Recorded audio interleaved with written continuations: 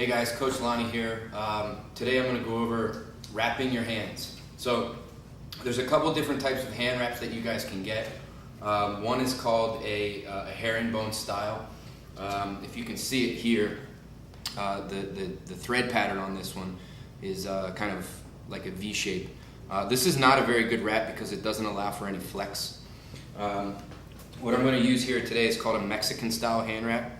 And the length of this is 180, so you can see this has got a lot of elasticity in it. A lot of people, there's a ton of different ways that you guys can wrap your hands. Just one easy way for beginners to get is going to be using this thumb loop. Again, some people like to use the thumb loop, some don't. Today I'm going to show you with the thumb loop. So we're going to go on the back of the hand, and I always like to roll my hand wraps up so it's nice and easy and clean to do. We're going to go on the back of the hand, and we're going to go around the wrist a few times. About 3 or 4 times from here. We want to make sure that we're keeping our fingers nice and open while we're doing this, or else the hand wrap will be a little bit too tight.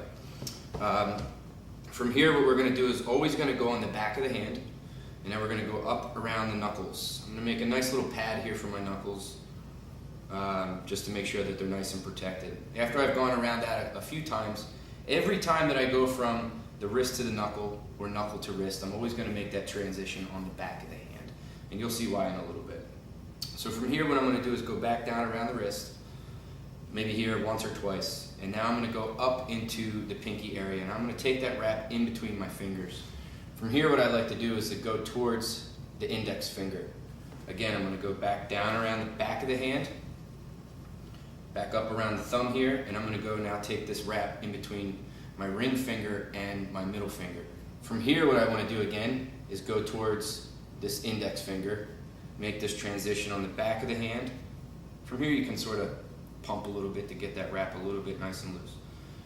Now from here I'm going to go up inside between my index finger and my middle finger. From here I don't want to go towards the index finger because that wrap will get nice and bunched up. So what I'm going to do is I'm going to go towards the pinky.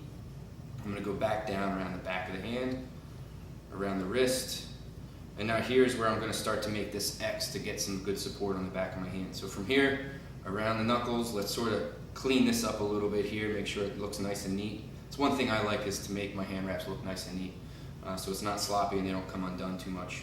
So I went around the knuckles a few times.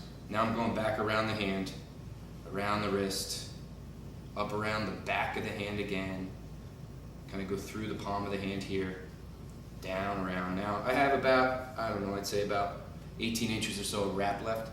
From here I'm just going to sort of secure the wrist here. I'm going to make sure my hand is not too tight here. I'm going to take this strap, I'm going to go around the wrist and close this guy off. Now, one of the things I really like to do is to be able to make a proper fist.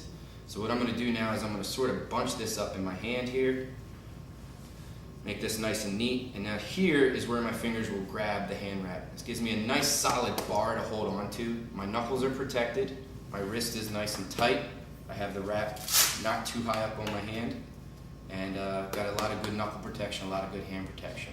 So make sure that when you guys are doing this, everything is nice and neat, inside and out of your gloves, no wrap on the palm of the hand.